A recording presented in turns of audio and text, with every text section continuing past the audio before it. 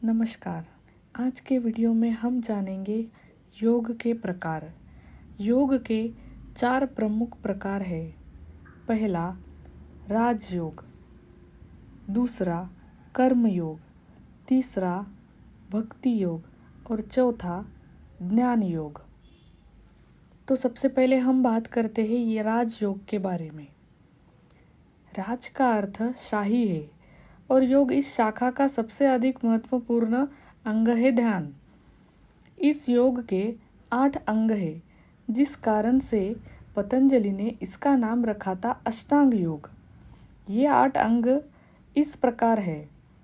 यम यानी शपथ लेना, नियम आत्म अनुशासन, आसन प्राणायाम श्वास नियंत्रण, प्रत्याहार इंद्रियों का नियंत्रण, धारण एकाग्रता, ध्यान मेडिटेशन और समाधि यानी अंतिम मुक्ति। राजयोग और आत्मविवेक और ध्यान करने के लिए तैयार व्यक्तियों को आकर्षित करता है। आसन राजयोग का सबसे प्रसिद्ध अंग है। यहाँ तक कि अधिकतर लोगों के लिए योग का अर्थ है आसन है। अब हम बात करेंगे कर्म योग के बारे में। कर्म योग या सेवा का मार्ग है और हमें से कोई भी इस मार्ग से नहीं बच सकता है।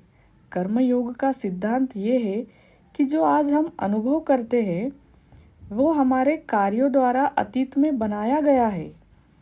इस बारे में जागरूक होने से हम वर्तमान को अच्छा भविष्य बनाने का एक रास्ता बना सकते हैं, जो हमें नकारात्मकता और स्वार्थ से बाध्य होने से मुक्त करता है।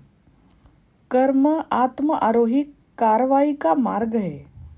जब भी हम अपना काम करते हैं और अपना जीवन निस्वार्थ रूप में जीते हैं और दूसरों की सेवा करते हैं, हम कर्म योग करते हैं। अब हम बात करेंगे भक्ति योग।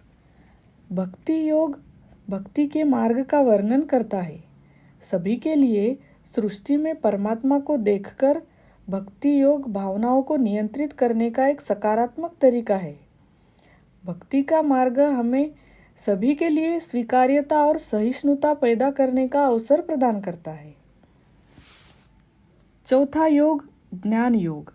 अगर हम भक्ति को मन का योग मानते हैं तो ज्ञान योग बुद्धि का योग है, ऋषि या विद्वान का मार्ग है। इस पथ पर चलने के लिए योग के ग्रंथों और ग्रंथों के अध्ययन के माध्यम से बुद्धि के विकास की आवश्यकता होती है। ज्ञान योग को सबसे कठिन माना जाता है और साथ ही साथ सबसे प्रत्यक्ष भी। इसमें गंभीर अध्ययन करना होता है और उन लोगों को आकर्षित करता है जो बौद्धिक रूप से इच्छुक है।